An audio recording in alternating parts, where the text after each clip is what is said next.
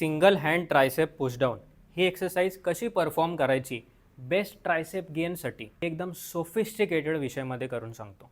सर्वात पहिले तर केबलची पोझिशन हे तुम्हाला सिम्पली हाईटच्या हिशोबाने कपाळाच्या इथे ठेवायचं. कधी कधी एक सिली डाऊट तुम्हाला वाटत असेल, बट मला सुद्धा डाऊट येतो, so it is not silly. Height कुठे मोजायची तर इथे जिथून केबल बाहेर निघते. So this is face level, कपाळ लेवल नाही बट फेस लेवलला आहे. ह्याच्या अजून वर केलं तर खूप जास्त वर जाईल, म्हणून मी फेस लेवलला ठेवतो.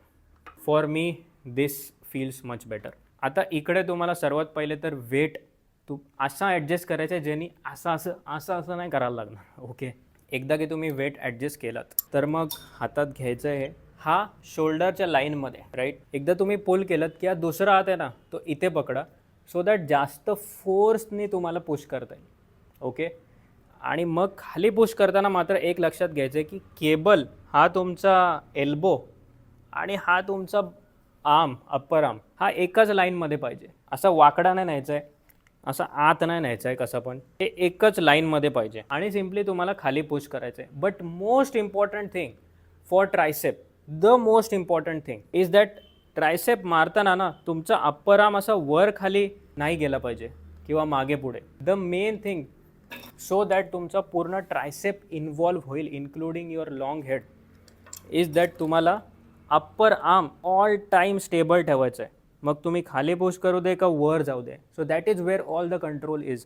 तुम्हाला कंट्रोल करायचं तुमच्या अप्पर आर्मला पुढे नेण्यापासून. जर हे स्टेबल राहते तुम्ही पाहता हात इथे ठेवू शकता, सो दॅट हात पुढे नाही जाणार स्टार्टिंगला. पण एकदा सवय लागली की इथे पकडून तुम्हाला इथे थांबायची गरज नाही का इथे एकदम हळू यायची गरज नाही, बट एवढं स्लो यायचं कंट्रोल करून की तुमचा अप्पर आर्म पुढे नाही जाणार. Same on this side. ह्याचा अजून एक व्हेरिएशन आहे. जर तुम्ही स्ट्रगल करताय तुमचा अप्पर आर्म एका जागी ठेवण्यामध्ये, तर याला बेसिकली कार्टर एक्सटेन्शन्स बोलतात किंवा I guess पुशडाऊन.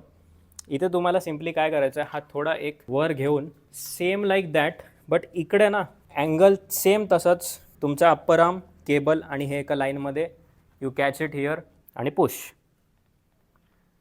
This works lesser range of motion म्हणून मी हा रेकमेंड नाही करत, बट शिकण्यासाठी दिस इज व्हेरी गुड, कारण इकडे तुमचा अप्पर आर्म पूर्ण इकडे ब्रेस होतो. आता या ऑलरेडी गोटेड एक्सरसाइजला तुम्हाला अजून थोडंसं ॲडव्हान्स बनवून जास्त गेन्स पाहिजे तर सिम्पली यूज अ कफ. हा कफ जिममध्ये मिळू शकतो किंवा तुम्ही विकत घ्या. It is one of the best investments, especially जर तुम्ही स्लाइटली इंटरमिजिएट किंवा ॲडव्हान्स लिफ्टर आहात तर. इकडे तुम्हाला काय करायचं आहे, जे इकडे पकडून आहे ना, जेव्हा आपण हेवी वेटला जातो तेव्हा ग्रिप सुटत राहते किंवा इथे दुखतं. हा त्याची गरजच एलिमिनेट करतो, बिकॉज तुम्हाला हे नुसतं असं अडकून ठेवायचं आहे. तुम्हाला ग्रिप करायची, असं तुम्ही पकडा, बट तुम्हाला हा हातात धरून ठेवायची गरज नाही. तुम्ही लिटरली इथे पकडून सुद्धा मारू शकता. सो तुम्ही एक सिम्पली इकडे पकडलं, जस्ट लाईक बिफोर, इकडे ब्रेस केलं, this angle, simple, pretty simple. Remember, परत एकदा अप्पर आर्म सेम पोझिशनमध्ये राहायला पाहिजे, सेम पोझिशन. अच्छा, जर तुम्ही कफवर थोडंसं कॉम्प्रोमाइज करून थोडेसे 1-2-4% एक्स्ट्रा गेन्स तुम्हाला पाहिजे असतील तर तुमच्या जिमवाल्याला सांगा की असेवाले हँडल आणायला, नॉट दॅट रिजिड स्टीलवाले, बट असेवाले. कारण ह्याच्यामध्ये ना तुम्ही थोडंफार कफला मिमिक करू शकता, you see. But cuff is better, कारण ह्याच्यामध्ये थोडं टाईटली ग्रिप होऊन जातं आणि it does not simply provide the same thing. It is still much better than gripping it here. आणि सेम इकडे सुद्धा सेम थिंग.